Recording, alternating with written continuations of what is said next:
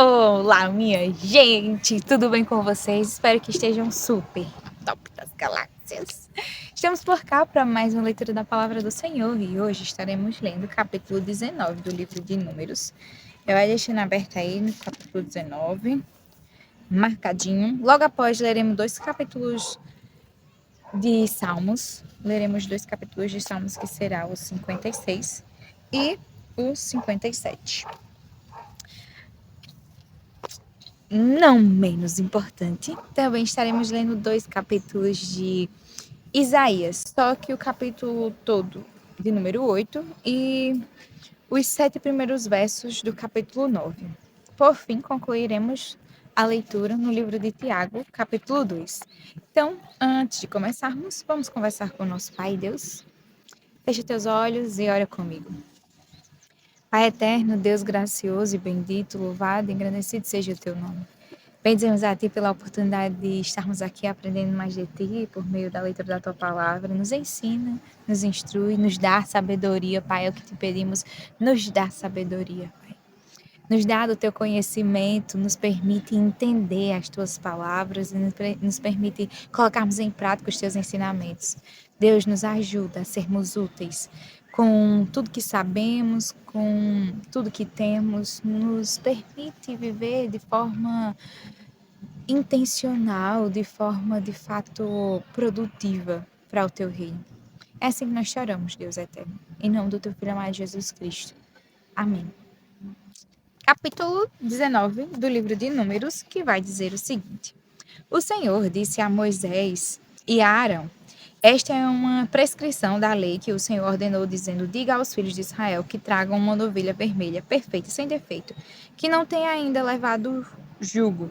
Entreguem essa novilha ao sacerdote Eleazar. Este a levará para fora do arraial, e ela será morta diante dele. O sacerdote Eleazar pegará um pouco do sangue com o dedo e dele aspergirá para a frente da tenda do encontro 7 vezes. À vista do sacerdote, a novilha será queimada. O couro, a carne, o sangue e o excremento, tudo será queimado.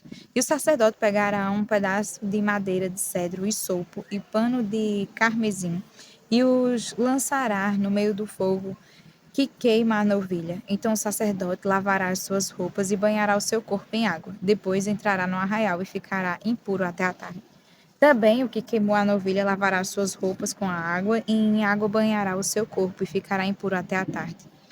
Um homem que esteja puro ajuntará a cinza da novilha e a depositará fora do arraial num lugar puro, e ela será guardada para a congregação dos filhos de Israel, para a água purificada, é oferta pelo pecado.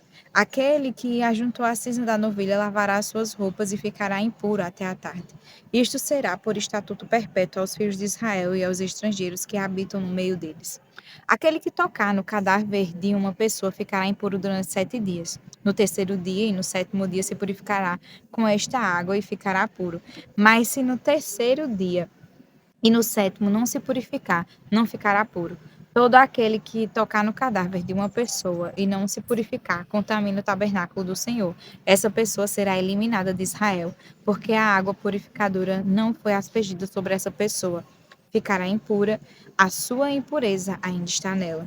Esta é a lei quando alguém morrer numa tenda. Todo aquele que entrar nesta tenda e todo aquele que nela estiver ficarão impuros durante 7 dias. Também toda vasilha aberta sobre a qual não houver tampa amarrada ficará impura. Todo aquele que no campo aberto tocar em alguém que for morto pela espada, em outro morto, nos ossos de alguma pessoa ou numa sepultura ficará impuro durante 7 dias. Para a pessoa impura, pegarão da cinza da queima da oferta pelo pecado e sobre esta cinza porão água corrente num vaso. Um homem puro pegará esopo, molhará naquela água e a aspergirá sobre aquela tenda, sobre todo o utensílio e sobre as pessoas que ali estiverem.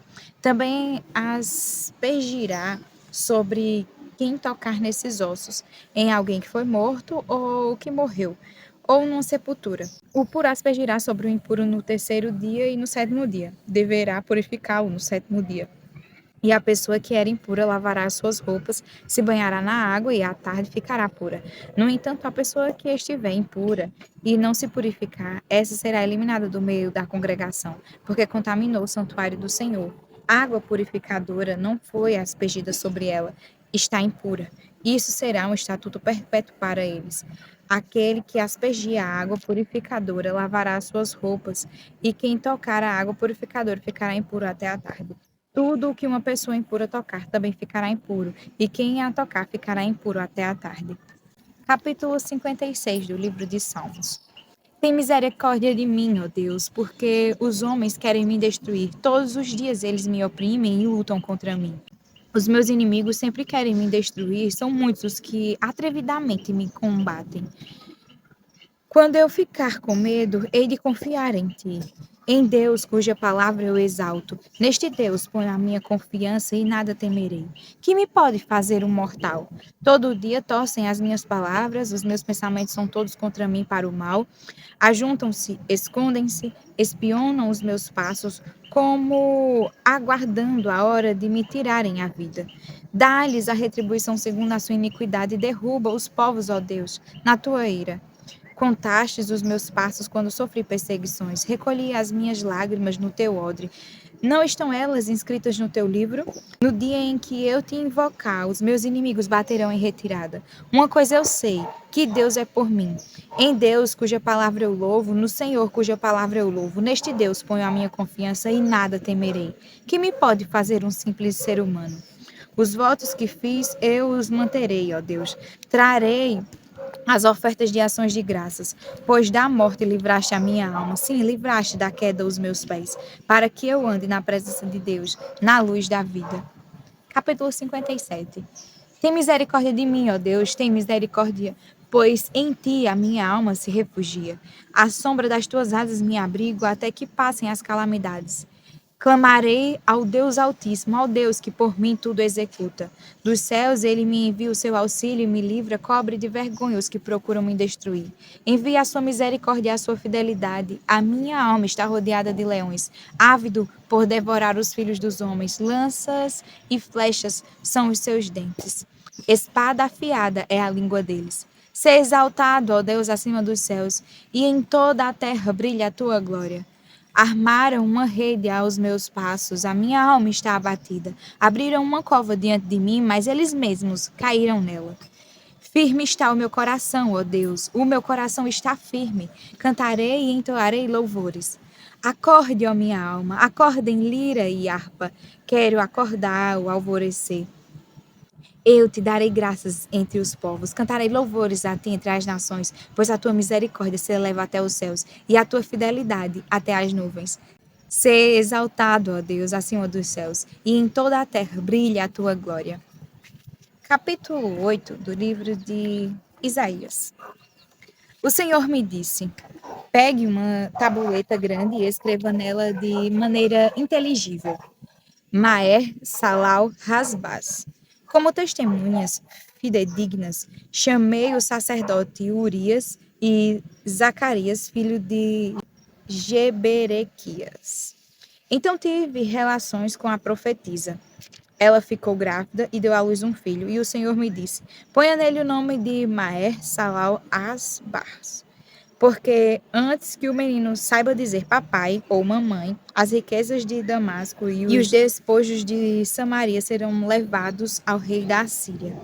O Senhor falou comigo de novo, dizendo: visto que este povo desprezou as águas de Siloé, que correm brandamente e está se derretendo de medo diante de Rezim, o filho de Ramalias, eis que o Senhor fará vir sobre eles as águas do Eufrates, fortes e impetuosas, isto é, o rei da Síria, com toda a sua glória.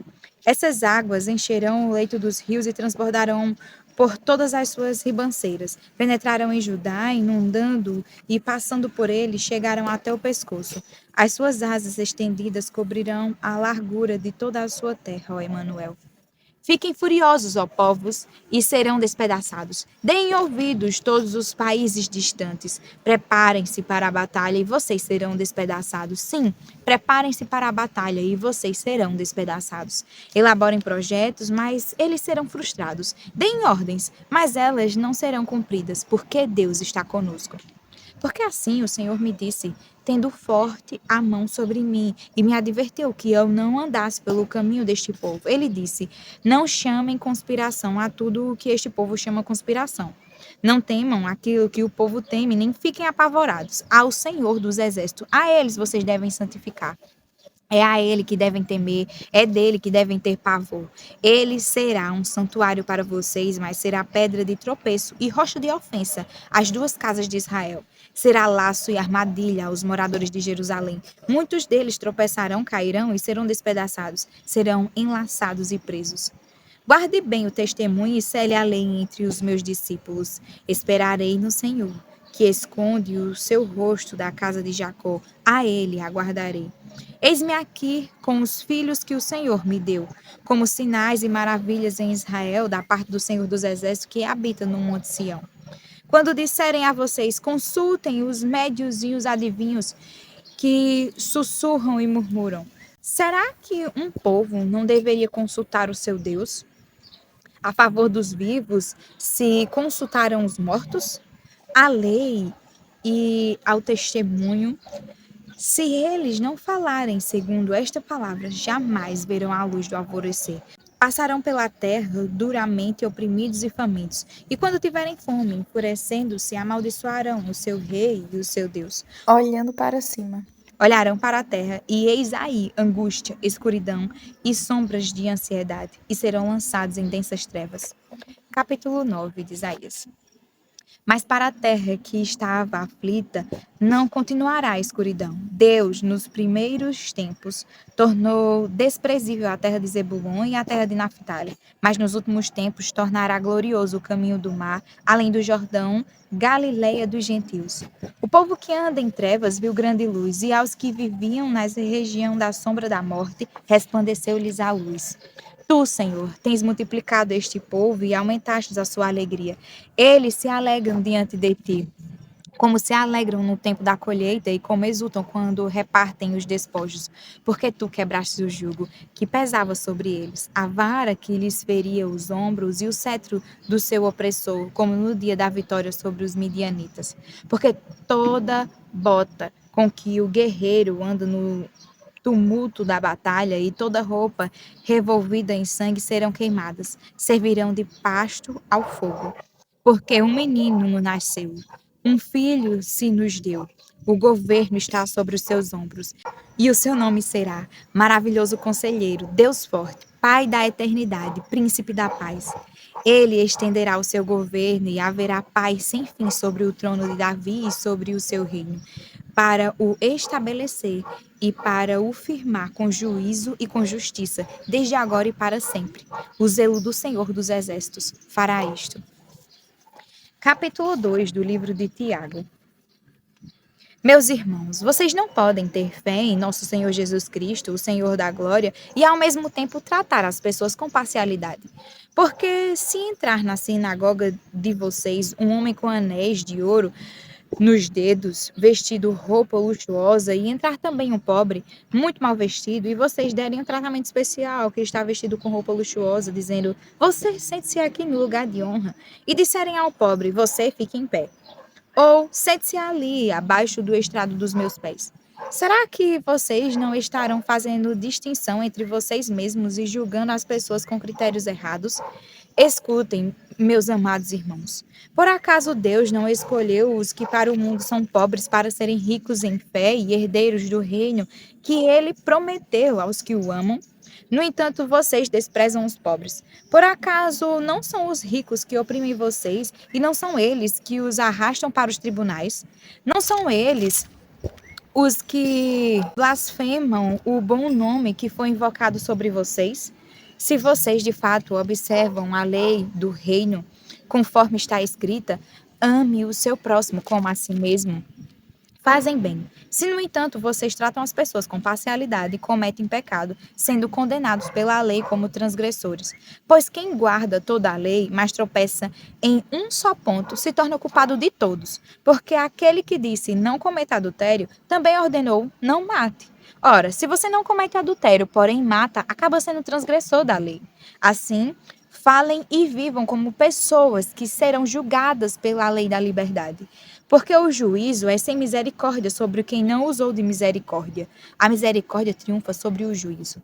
Meus irmãos, qual é o proveito se alguém disser que tem fé, mas não tiver obras? Será que essa fé poderá salvá-lo?